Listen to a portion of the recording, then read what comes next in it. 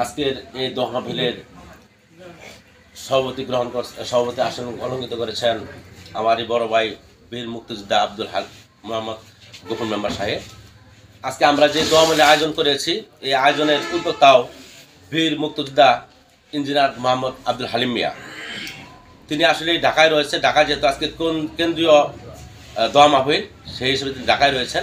আমাদের নির্দেশ করেছেন যে তোমরা পার্ক ইউনিয়নে সকলকে নিয়ে একটি দোয়ার মাহফিল আয়োজন করো।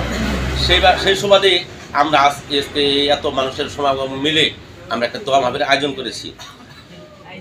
দেশনেত্রী বেগম খালেদা জিয়া এমন একজন মানুষ, তিনি শুধু একজন সাধারণ মানুষ নয়, তিনি শুধু মা নয়, আমার মনে হয় তিনি দেশের সকলেরই মা।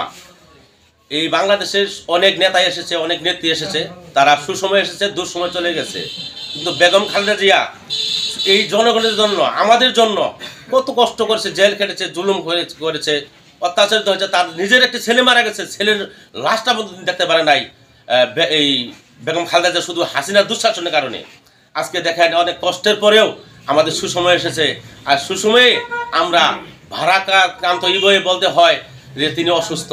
খুবই দুঃখ লাগে, খুবই কষ্ট লাগে। আসল সকলেই আমরা তার জন্য দোয়া করি, আল্লাহ তাআলা যেন বেগম খালেদা জিয়াকে অতি তাড়াতাড়ি সুস্থ করে দেন এবং আমাদের মাঝে তিনি আসতে পারেন, এবং ভবিষ্যতে ইনশাআল্লাহ অচিরেই তিনি যেন আমাদের বাংলাদেশের প্রধানমন্ত্রী হন। এই বলেই আমি আমার সংক্ষিপ্ত বক্তব্য শেষ করছি। সকলে ভালো থাকবেন, আমার জন্য দোয়া করবেন। আসসালামু আলাইকুম। অসুস্থ হয়ে গেছে বিধায় উনি এখন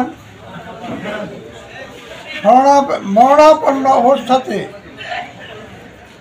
ঢাকা আইসিইউতে, এভারগ্রিন হাসপাতালের আইসিইউতে আসছেন, এবং ওনার সুস্থতা কামনার জন্য সারা বাংলাদেশ ব্যাপী দোয়া মাহফিলের আয়োজন করা হয়েছে আজকে, এবং সব জায়গায় হয়তো শেষ হয়েছে, এবং সেই মোতাবেকই আমাদের উপর এটা শ্রদ্ধাভাজন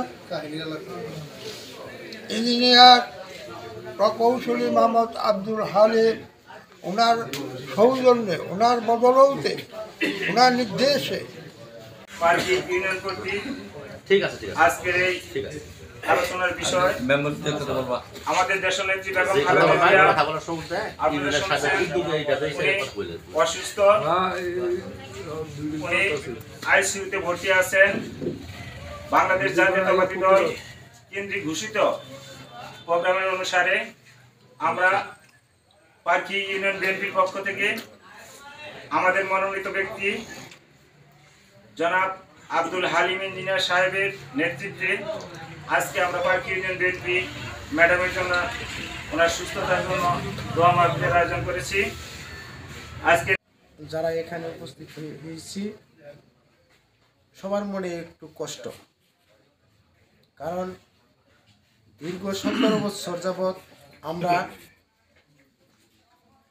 আওয়ামী লীগের নির্যাতিত, আমরা এই দলে খুব কষ্ট নিয়ে এই পর্যন্ত আমরা রয়ে গেছি, কিন্তু আজকে